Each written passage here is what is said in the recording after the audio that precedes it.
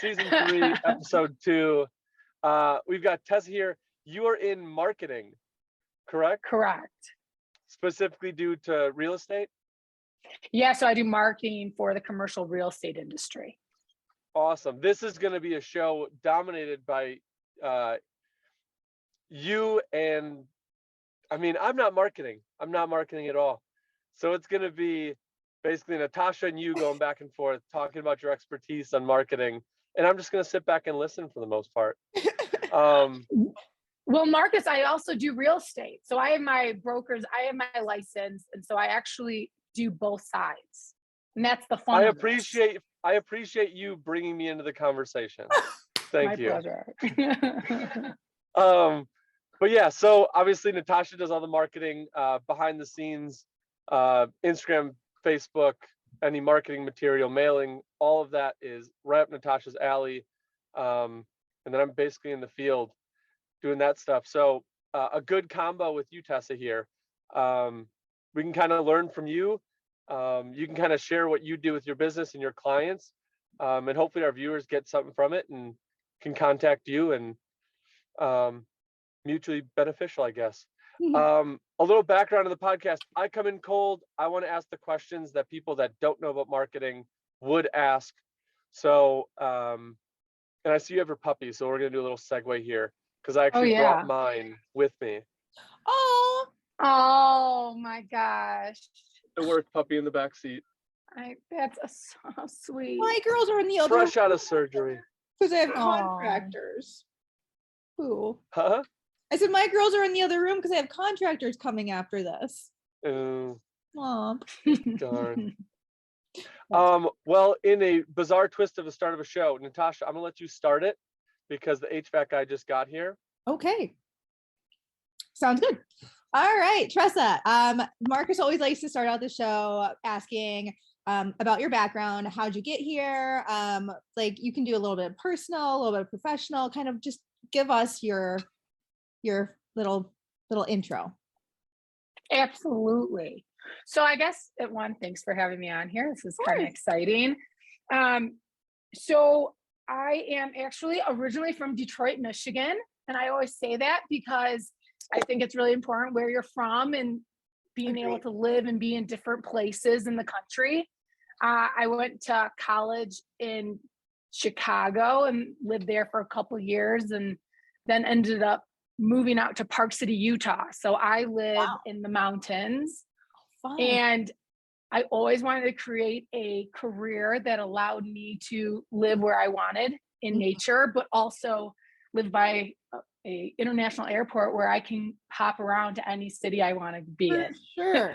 Totally get that. So that was so that's like the ultimate goal. And then, which I accomplished, thankfully. And then I actually was always in entrepreneurship. That was my major in college. And then my minor was graphic design. So I was always learning about business and some type of creative art background. So you always knew you wanted to be your own boss.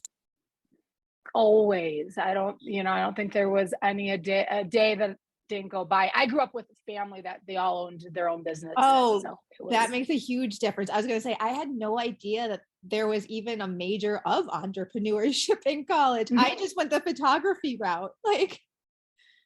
I don't think there was, because I ended up finishing at a school in Michigan that it was at the time, right? This is like 10, 15 years ago. At the time was the only college that had a true undergrad program. So it wasn't a specialized program. It wasn't a master's program. It was actually just undergrad.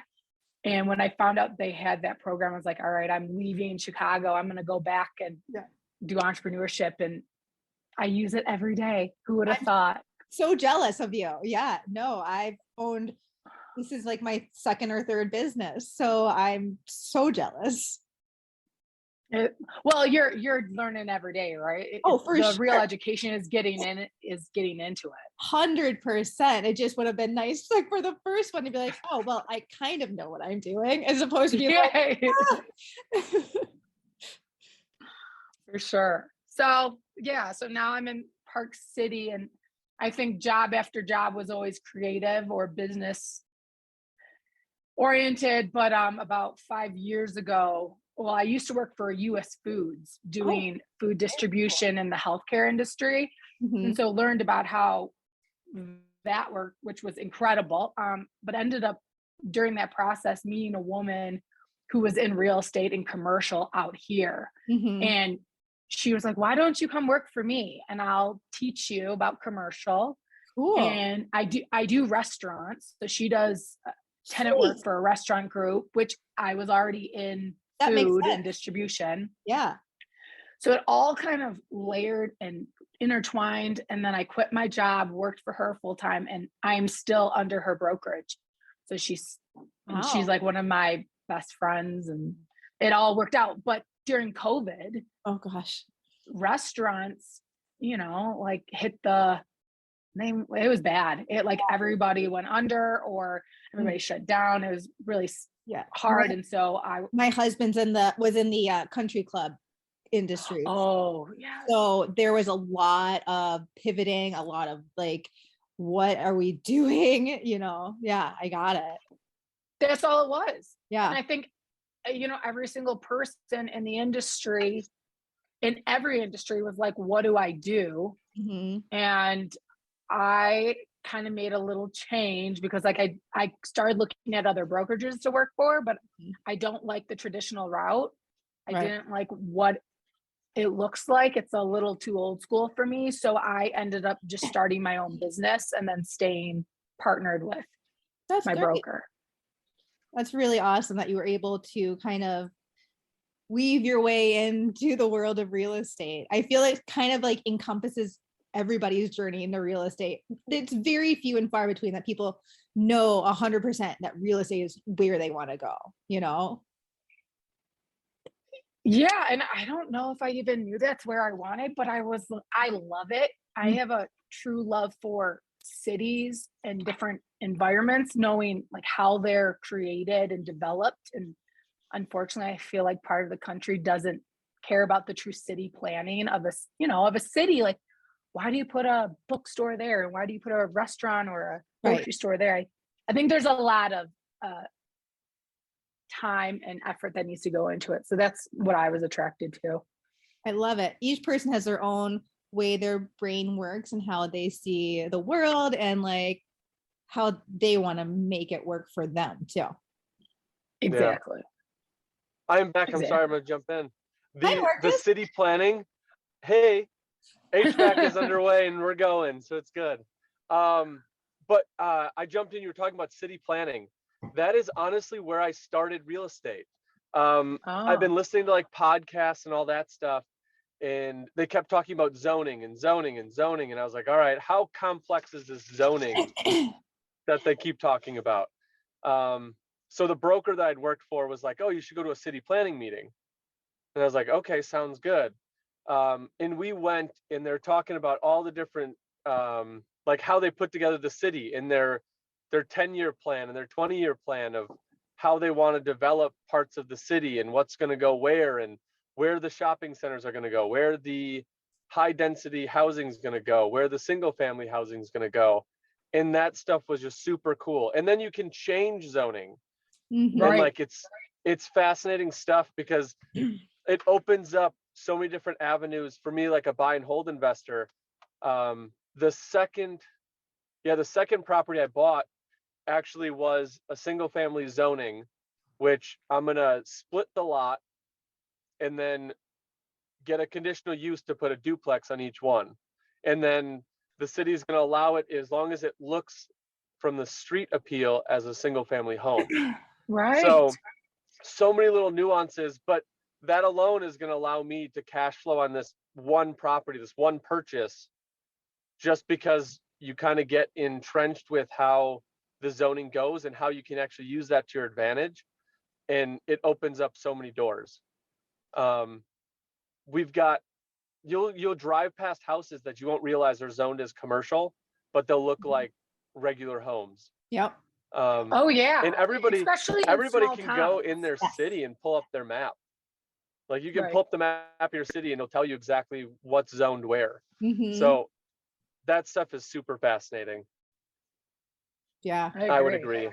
I mean, I remember Uh, even I'm on the opposite end because I owned a brick and mortar business and I was the one applying for the conditional use permits and for the zoning and all that stuff. So it was, I remember being on the other side of it and it was quite a ride. Yeah.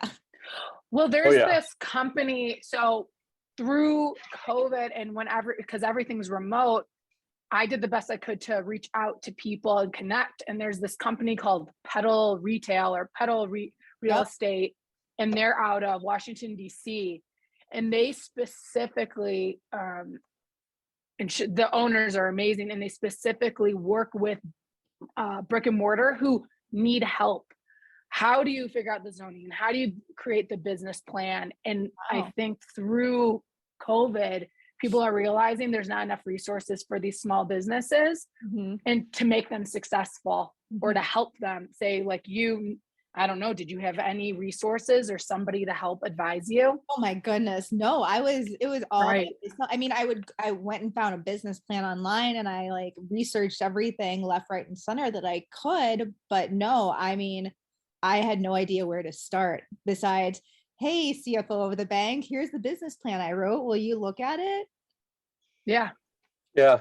And it's tough for you. Like you were running a business, you weren't running real estate. No. So like you got to focus your energy on running your business to take on the whole animal that is real estate. That's a whole different subsect that you're dealing with, which is where those companies or like commercial brokers would come in and hopefully help out. But I mean, to talk to a broker about a conditional use or that part, I don't know if No, I they'd didn't take even you on as work. a client. I didn't even work with a broker at that point. Yeah. So it was just me searching out the person whose building I wanted to rent, saying, hey, can I rent the building? And then you can go into the city and be like, I may not have all the paperwork right. Yeah. I may not have checked the correct box, but I've got cute puppies that you can come look at anytime. Marcus, you know our city planner. He's amazing. He is like Yeah, the he is. helpful, kind person. If it wasn't for him, I would have been up a creek without a paddle. Yeah. Yeah. Our city planner is the guy that like when you stop by his office, he's like, yeah, come in and sit down. And he'll pull out like the map of the city and he's got this big whiteboard that he'll draw on and be like, hey, keep note of all these things. And like he's just a wealth of knowledge and super friendly. Yep. Which is good. Those are the people you want in that governmental sector in your, area. I wish sometimes we had that. Yeah.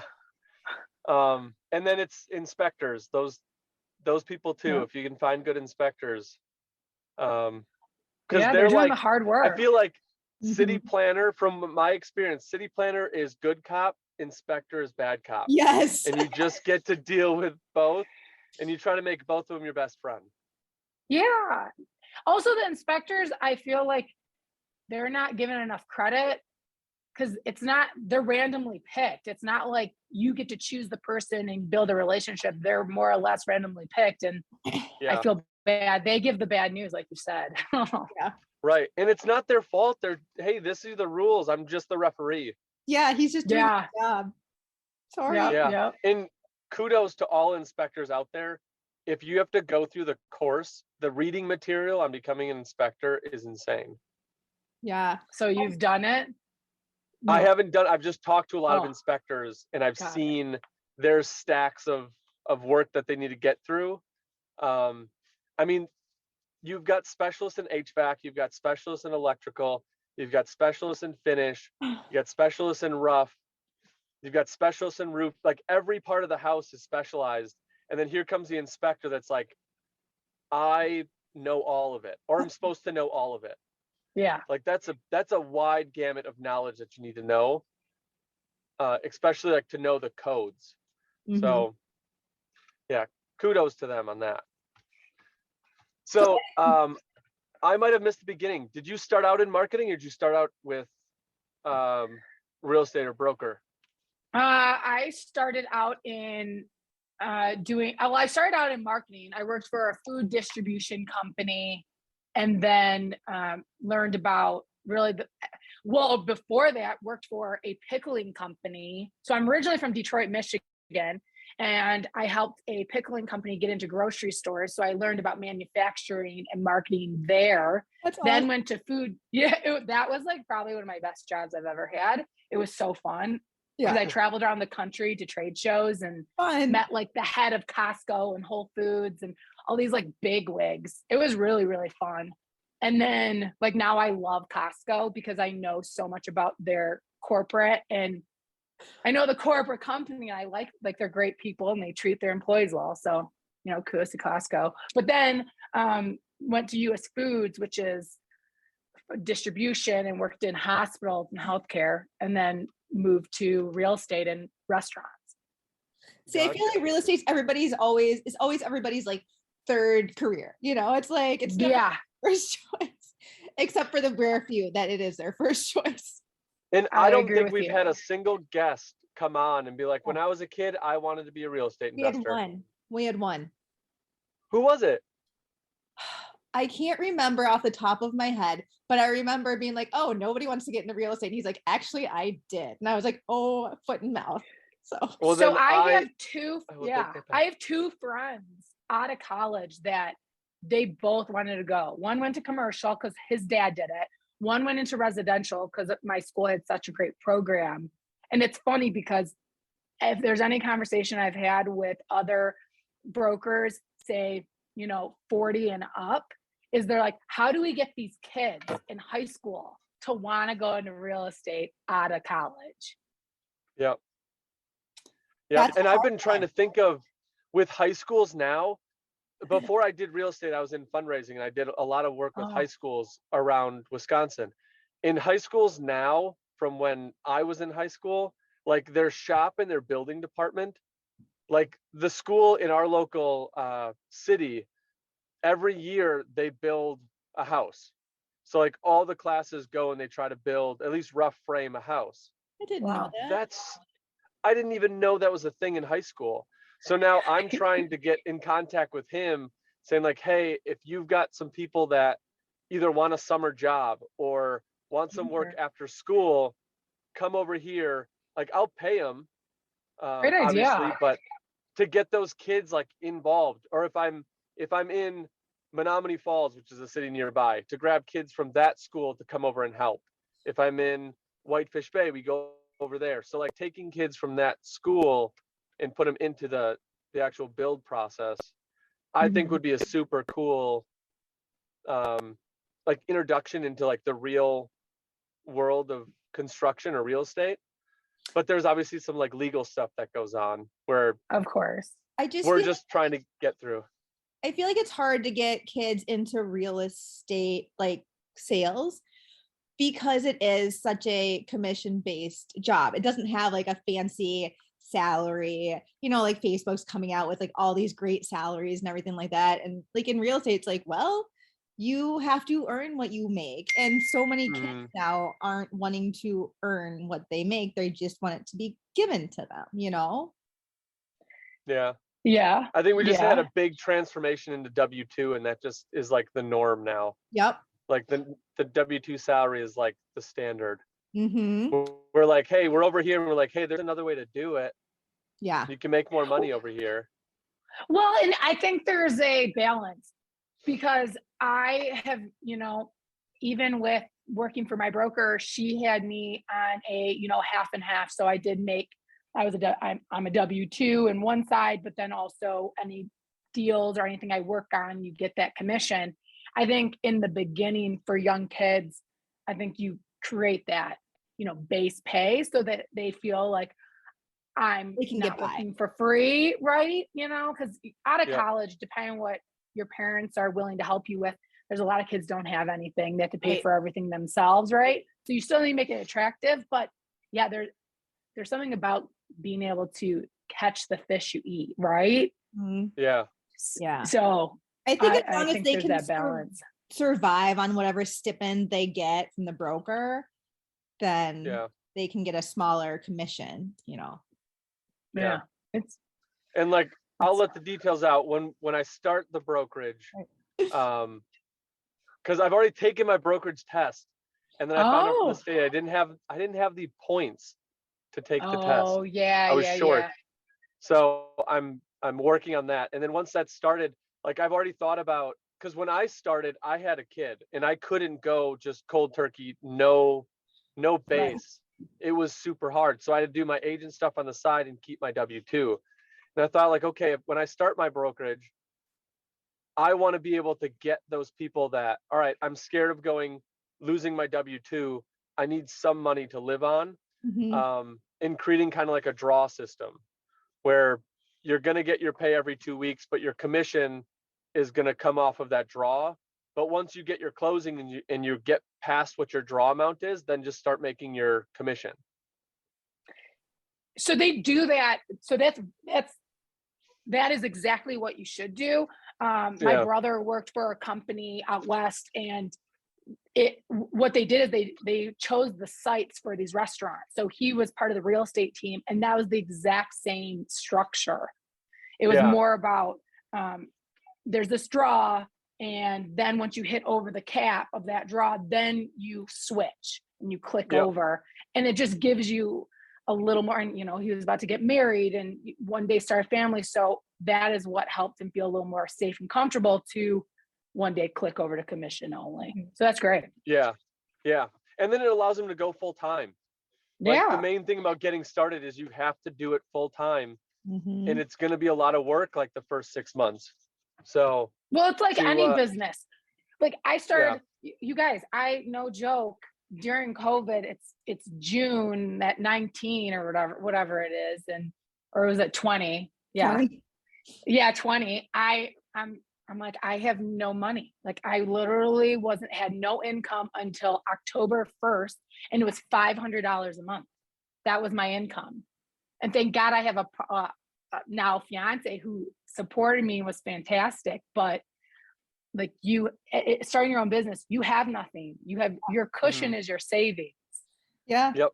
No, I started my itty bitty like little marketing thing during the height of COVID too. And my husband like looks at me, he's like, who starts a business in the middle of COVID? Oh, wait, that's right. You do. I'm like, well, can't help. Yeah, but stop. You got to rip that Band-Aid off and look where it is now. You know what I mean? Yeah, for sure. Take the chance. Yeah. So how long have you been a broker? I have been in real estate for 5 years. Okay. Awesome. And then do you have a team underneath you in your brokerage, or is it? So I have there's my broker, and I'm under her license. So it's just us two. And then for my social media company, which is actually separate, I have 2 amazing women who work with me. Awesome. So yeah, so That's I'm doing super two sides. Yep. And you get to split your days in half. Oh yeah, if that ever happens. Right? If it's ever that easy. How do you see the benefit of having both running? Is there like a really good like synergy between the two? Is one more your focus, or how do you kind of wrap it in your head, and like how can you illustrate that to our viewers? Like it's doable. You can do these brands and you can do multiple things, and it all works together. So I was telling Natasha, she told me she has a real estate license. I have interviewed or connected with a lot of different social media marketing companies through everything being remote, just to connect in case like I have a client that isn't my fit, I can throw it other people's way. And I found a lot of these businesses don't have their real estate license. They've only been just working in the real estate industry, which I think is totally fine. Like I have no problem with that. What I have found though, and the reason what makes me credible is when I talk to a broker who has 2 to 3 brokers or agents underneath them, and they need help with their social media, I can tell them, I know what an LOI is, which is a lease and a negotiation. Yeah. Like I can't, or a letter of intent. And so I can actually tell them, I know where you're at. I know what you're going through. I've seen a deal in and out and it closed. And so I have more credibility having the license and then continuously acting upon it, because you can get a license, but if you never use it, things change. Yep. Like there's always continuing education, like even just doing the continuing education. And that's you what learn a I lot. do. I don't utilize my Yep. license, but I keep up with the education. because Yeah, which I is wanna be in just the as know. important. Mhm. Exactly. So whether or not I think you should do both, I think that's up to what the structure of your business is and what you want. I just love real estate. I love how a deal works. I love working with others, and I'm a salesperson. So I'm about making that deal happen in most creative way, but also helping others be successful. And that's why I do both and want to always do both. Mhm. Yeah. And I personally am on the same side as you. Being licensed, getting that continuing education for me was super important. But I did look objectively, is getting my agent license the best thing for me? Because as I'm listening to other people and other investors who have a huge, massive portfolio, but are just not interested in getting their license. And their reasons why were just super fascinating to me.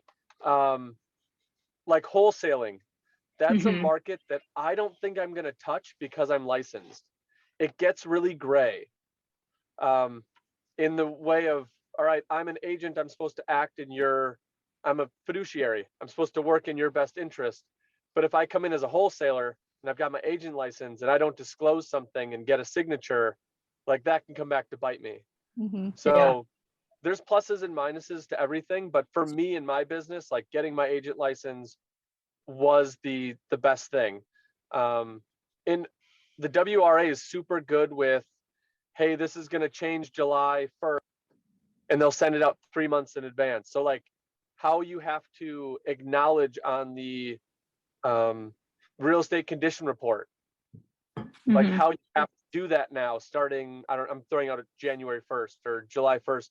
They'll send that out, give you articles before. So then when I go into my CE every even year, like I'm like, oh yeah, I read that email. That's how it goes now. Mhm. And those are the things that you wouldn't get updated. They wouldn't be sent to you. You'd have to go seek out what's new every month or what's changing every month. Yeah. I also feel For like me, it it's was the like excitement. college too, right? And for me, I never had a choice to go to college. It was like, oh, you go to college. That's what everybody does. So Right. there was no choice. So for me, it was almost the same thing. Oh, you want to go into real estate? Because I would love to be an investor. I would love one day to own properties and do that. Like that's the next step, right? And Yeah. personally, but for me, I'm like, oh, the first step is you get your license so that when the broker or what the lawyer, everybody's talking about these deals, because these deals are very complicated. A home deal can close within 30 days, easy, right? Our deal might take 2 years. Yep. So if you don't know the language and you can't communicate and you sound like you have no idea what you're talking about, why would anybody work with you? Right. Yeah. So there's just like a little difference of, and it's just, you're working with a lot more back to city planning, back to codes and all the things you Yep. have to do. It's not just your home, it's everybody's home. Mhm. Right. And that's like a huge difference between the residential and commercial space. Like there's codes and everything to follow on the residential space, but then when you get to commercial, it's that much more complicated and there's that many more people that are involved. Yeah. Which is why right now I'm staying out of commercial because Yeah. we're busy here in residential. I will leave the commercial to the people that love commercial. But yeah, it's definitely an animal. You've got to worry about, like, I don't have to really worry about like handicap accessible Right. for the most part. But in pretty much every commercial building, that's something that you've got to, your doorways to your bathroom, how big your bathroom can be, your hallways, like everything just gets a little bit more complex and there's more details to follow. So yeah, you in the commercial space, you've got a lot going on. Yeah. Absolutely. It doesn't stop. Doesn't stop. Well, what are we just talked last week about like New Year's resolutions and all that, but I wouldn't call it a New Year's resolution, but what are your goals for 2022? What did you set for yourself for this year in your business? Yeah. So no, of course. So goals more or less would be to double my my marketing company. So I work with, I've gone away from working with individual agents who need branding, and I've gone more towards small businesses in the industry and small brokerages. So one, doubling my business. I am also getting married this year. So yeah, so I'm very excited about it. Thank you. We just and imagine the sound effects of like fireworks going off right now. Oh, there's fireworks Wedding bells. always. Wedding bells everywhere. Yeah, we're very excited, but it's very stressful because we're moving, like we're going to be buying a house, and then I have a business. And so for me, I set goals that were very I didn't set anything too extreme, because like, you know what? Sometimes you need to know when to set the limit, Right. and know when to like, this is all I can handle. Just make So it attainable. That's all it is. It's right. all attainable. Double my business, hire 2 more people. Actually, I think this was a really cool goal for me, is everybody's so remote right now, and everybody's looking to find help. And it's okay if they're out of state. And 2 of the women who work with me are out of state, but I'm going to try and find people who live in Utah, because I'm realizing, as much as working from home is great, you still need to have that in-person contact. And I want somebody to be able to work with me. Yeah, I think physically.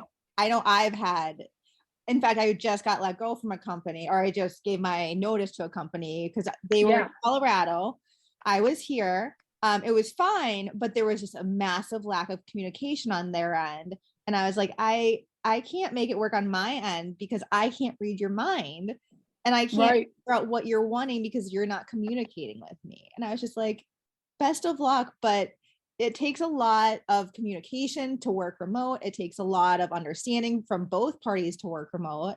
It's doable, but my husband always says it takes a lot of work to work with anybody else, like to hire anybody else. You have to work in order to give them work to do, if that makes sense. Oh, you are so right. That is so right. It's so stressful having other people under you because you are specifically responsible for them. Yep. Yeah, exactly. Like, I had a client meeting in Chicago, actually, Tuesday to Wednesday, had a quick trip.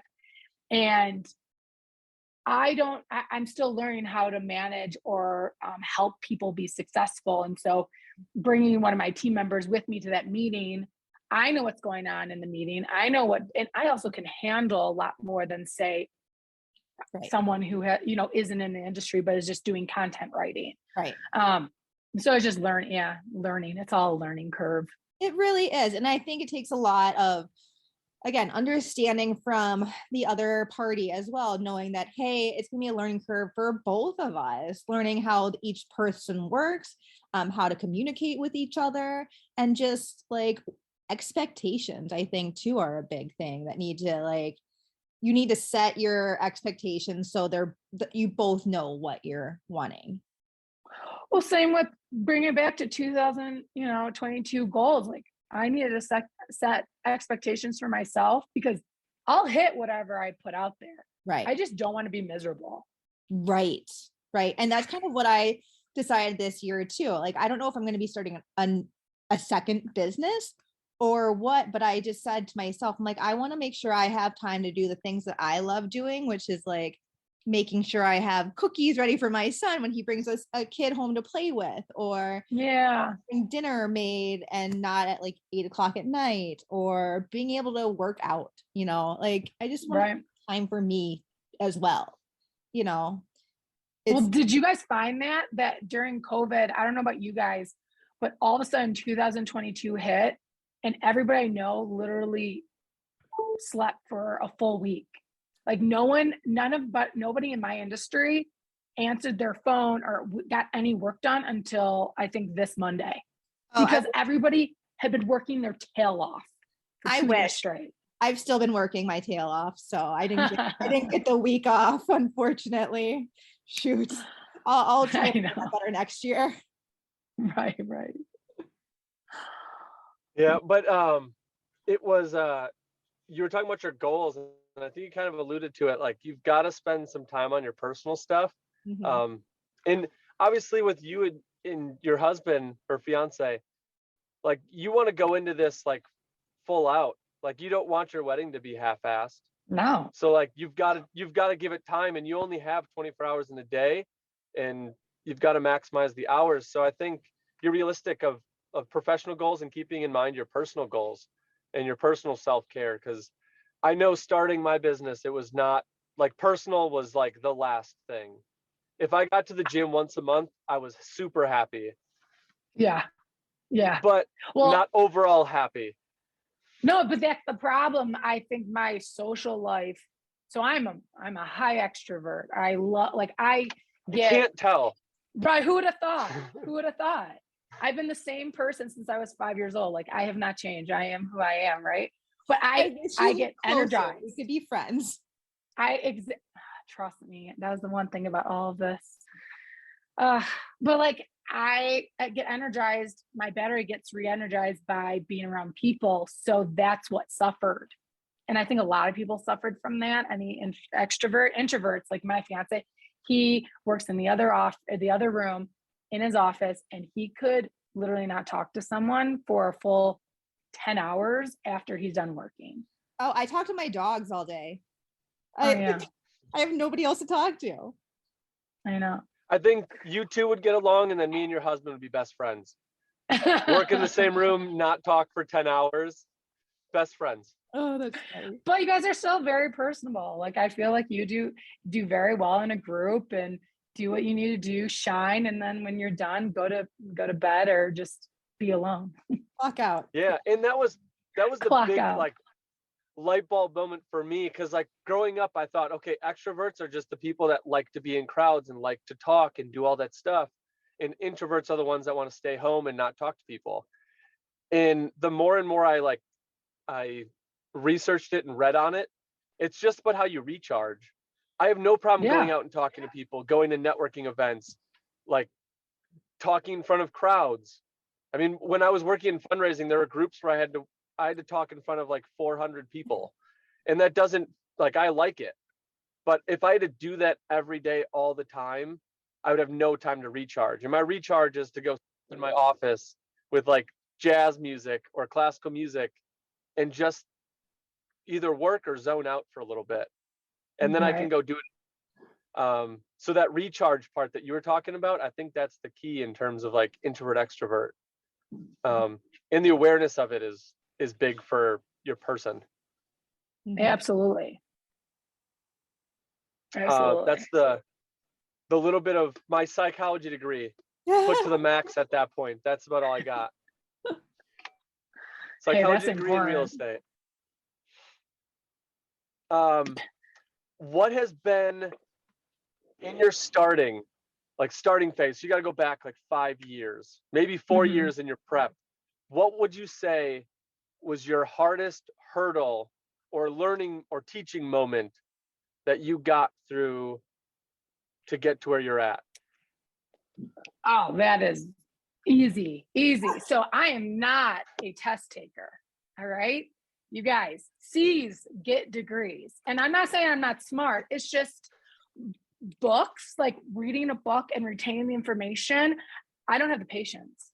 I would rather be in the field learning the experience. And then, like, same with language, right? Like me taking a language class, I did not do well because I didn't care. But if you take me to Italy or Spain or Mexico or wherever, I'll learn the language in 2 seconds.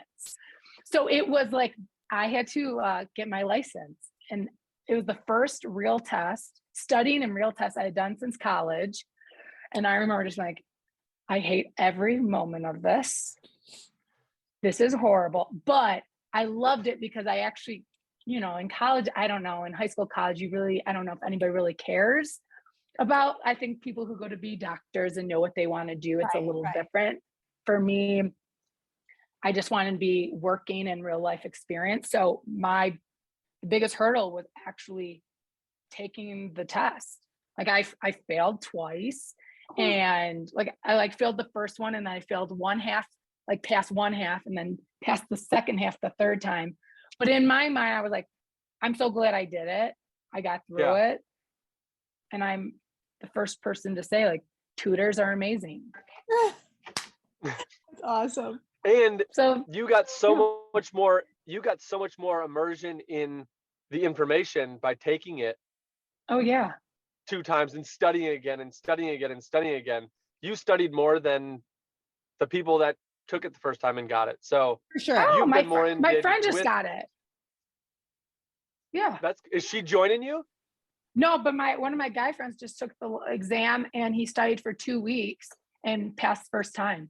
Like, I was just sitting there, I'm like, but I don't even, I'm past the age of being jealous or angry at people like that. I more or less am like, we have different, our brain works different. For sure. Cause Right. I opened the books. I like crammed. I did everything. I passed my test all within like a month. I was like, I'll do it. I'll figure it out. I'll just cram for 3 weeks and then I'll take the test. My husband's like, okay, good luck. Yeah. Okay. Yeah. People, But learning something that you're interested in does change the game, because just like you in high school, like I was there for sports.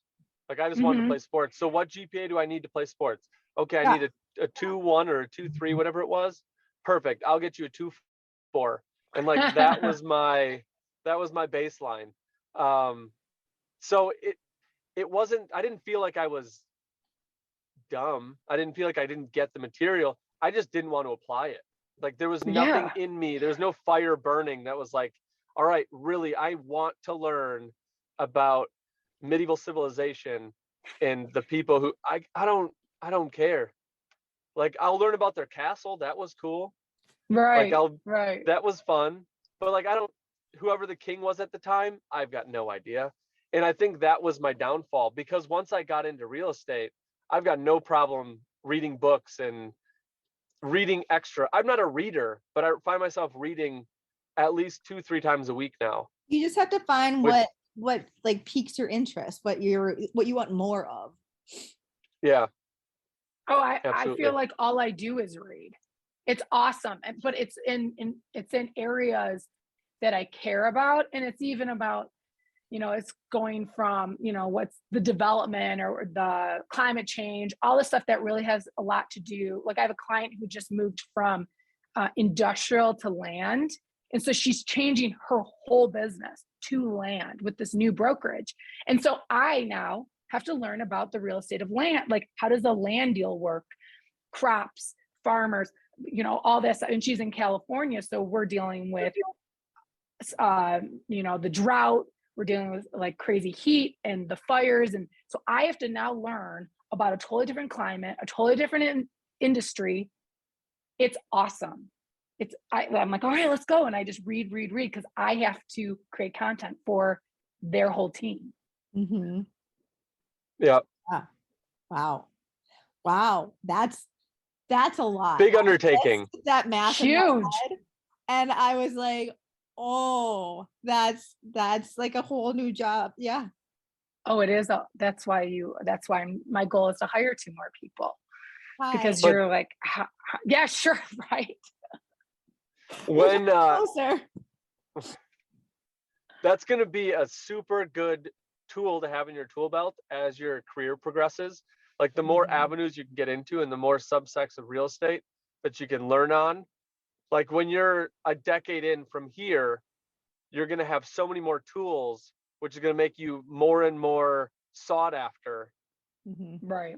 as you progress. So like the learning process is where it's all about. Like when you're doing this, just keep learning. That's what I found. And I was talking to someone, and I don't know if you have the same view on it, but to sum up what they said, because I cannot articulate the way that they said it, they said you're done as a business when you're done learning. And there are people out there that say I'm in real estate for 20 years, but really they've been in real estate for 1 year and they've just been doing that for 20 years.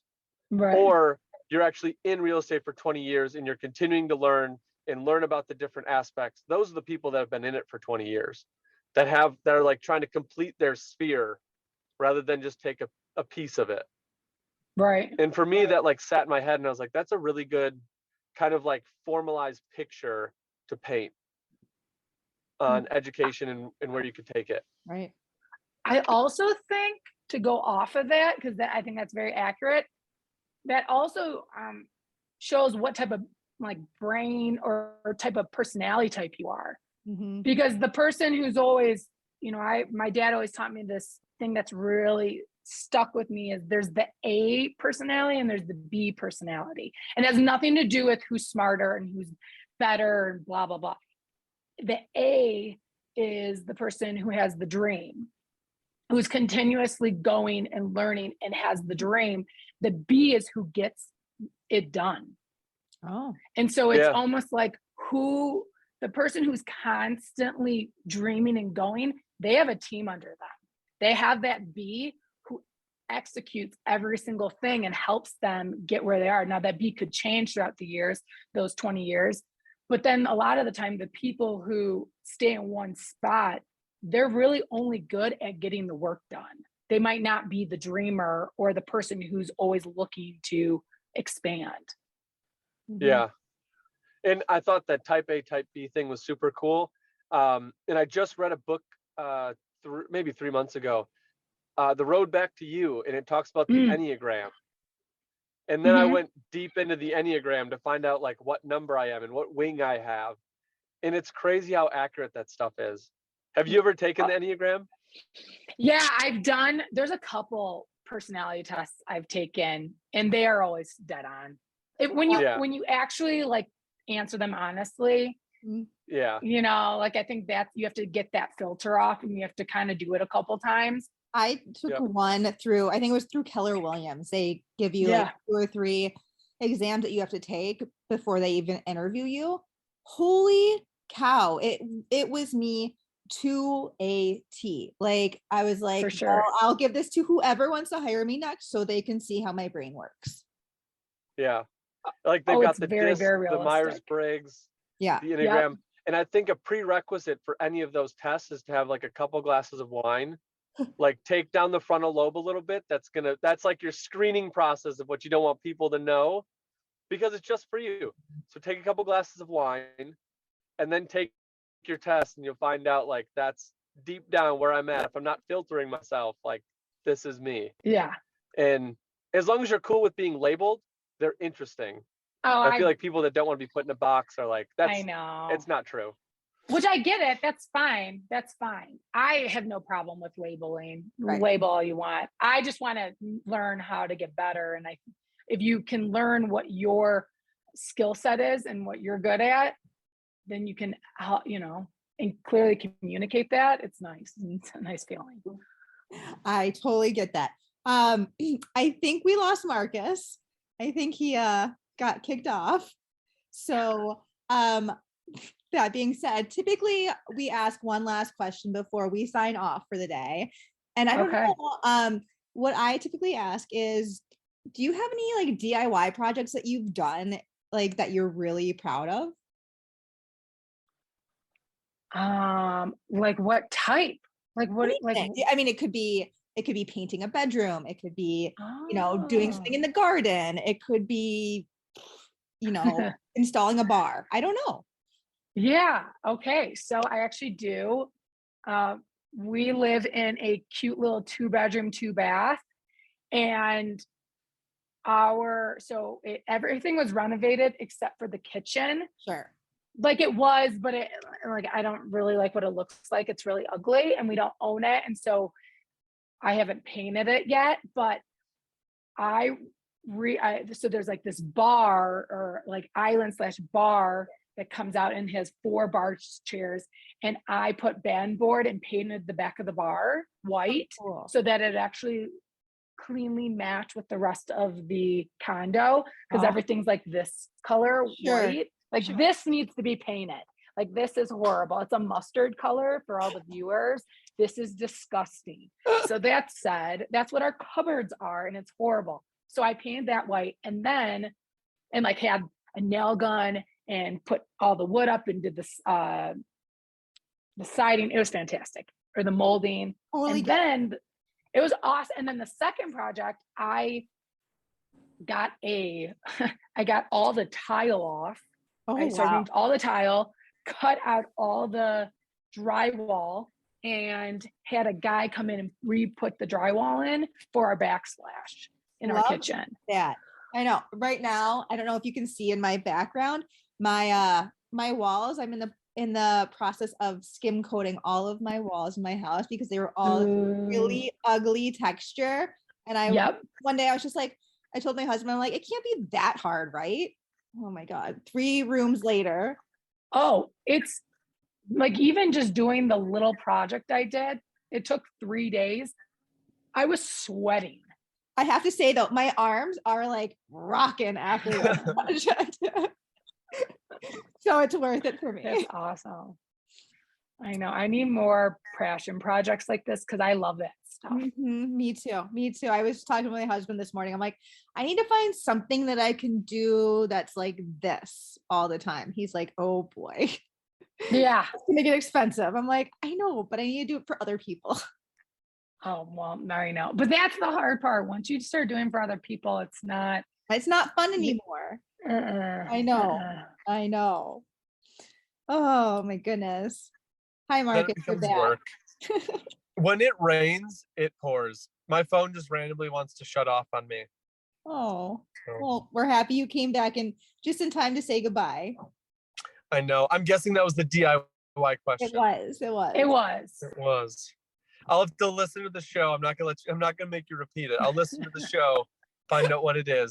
Perfect. I mean, I'm sure it was good. You've got a lot of things going, very talented. So I appreciate your time. Thank you for sharing with the audience. What is the best way for people to get a hold of you? The best way to get a hold of me is my handle on Instagram is LoVasco, LOV as in Victor, ASCO, Creative Group. That's the best way. Awesome. We'll put that in the show notes. Cool. And then if any viewers want to get a hold of you, reach out. Wealth of knowledge. We only got to talk to you for an hour, but a wealth of knowledge. So thank you very much for sharing. Thank you for the opportunity. It was such a pleasure. It was great to meet you guys. This was awesome. You too. Next time, I promise I will not be chaos. Well, you own your own business. So it is pure chaos. But no, I appreciate working through the little hurdles that I had to jump through today. So thank you. I appreciate it. Of course. Thank you so much, guys. Yeah. Have a good weekend. We'll talk to you soon. You too. Bye. Bye. Bye.